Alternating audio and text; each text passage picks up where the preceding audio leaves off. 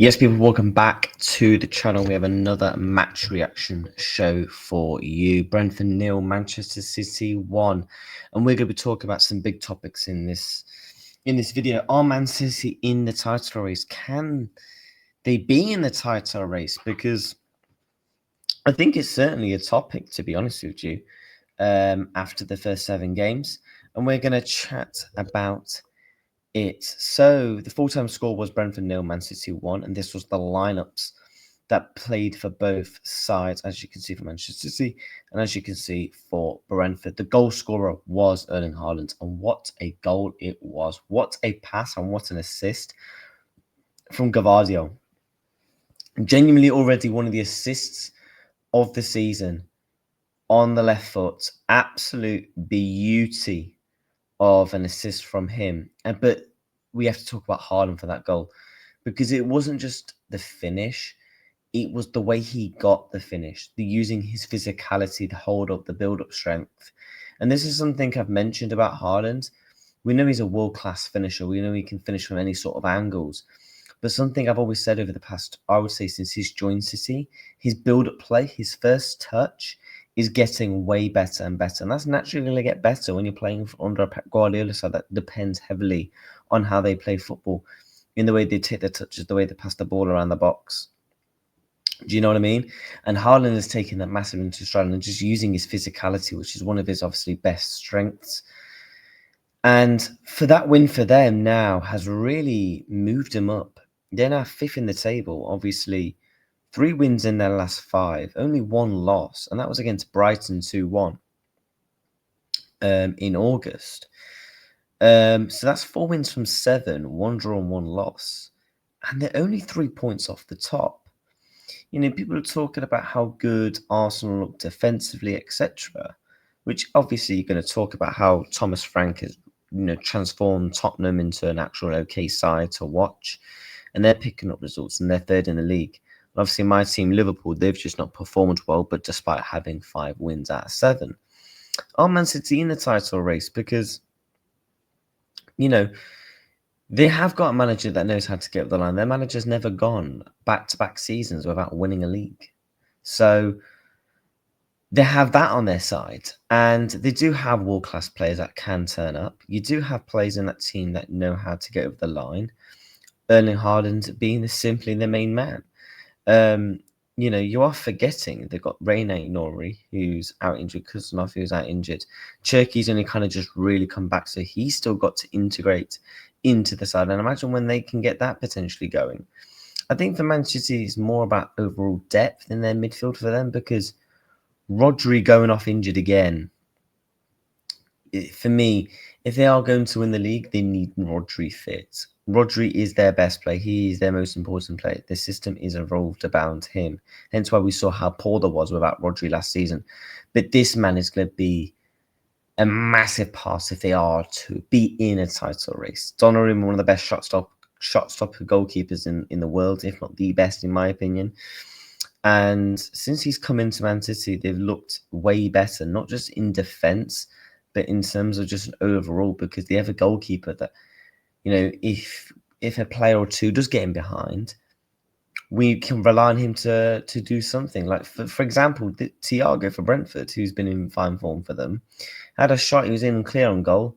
The defenders get back, but they're calm and collective because they know Donnarumma is a massive goalkeeper and he has a chance of saving it. I just worry about the overall and aspects of Manchester City, the overall team, because we know this isn't a team that's won 4 titles in a row, treble, 100 points, whatever.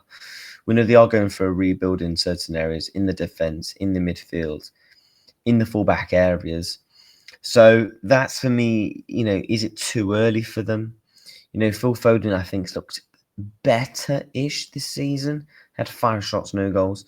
Probably should have scored, to be honest with you, as well. From watching the game. But yeah, Man City, it's going to be very, very interesting. And let's actually have a look at their fixtures that are coming up. You've got Everton, who just beat Crystal Palace today, who's been an okay team this season. They've got Villarreal, but we'll take away the Champions League for a minute here. In the Premier League, their next 5 games is Everton, Villa, Bournemouth, Liverpool, and Newcastle. Newcastle's going to be tough because it's St. James's Park and we know what that's like. Liverpool's going to be tough because I expect my team to be up for it. Bournemouth, they've been fantastic this season, especially Semenyo, who's going to cause them problems, especially if they're getting behind. Villa have just not been great this season. I mean, the past 2-3 games have been better in the Europa League, etc. But in the overall aspect, they've just not been great. Everton, we'll have to wait and see.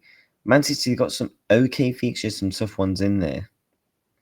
I think depending on how they do in that next 5, because after that, you'd be going into the Christmas period. And if you can be within 3 points or 5 points off, you're going to want to believe you have a sniff of potentially a chance. Despite that, they've only conceded 6 goals this season. 6 goals this season, I don't think that's bad compared to the rebuild and the transitioning that they're having to go through this season. Especially depending on what's going to go on with Liverpool, what's going to go on with Arsenal. Arsenal, again, with 3 wins in the next 5. I mean, if we look at Arsenal's next 5 games in the Premier League, they've got Fulham away, which can be, I believe they dropped points there last season. Crystal Palace, again, they're in fantastic form this season. Since winning the FA Cup, they've been brilliant. Brighton, we know Brighton can always do something, potentially. And Burnley are just crap. So, if Arsenal win 3 out of the next 3, that'll be absolutely huge. I just realised that's the cup game, sorry. So you got Fulham, Palace, Burnley, Sunderland. I mean, what's their Christmas fixtures saying? You got Spurs, Bayern, Chelsea, Brentford. They're not 4 games you want to really have back to back to back. Wolves, Everton are going to be tough, especially at their ground. I don't think they've lost there this season. Brighton. So they've got some okay winnable games, and they've got some games where they potentially could drop points. So I do think it's going to be very, very interesting. If you're a Manchester City fan, do you think you can be in a title race? I'm not saying win it. I'm not about trying to be in it, because if you go off the last 5, Man City are currently second based off the last 5 games. So it's going to be very, very interesting. Very, very interesting. And their away form this season has been very good. Just their home form where, it's been a bit meh. But yeah, do Man City, are they going to be in the title race?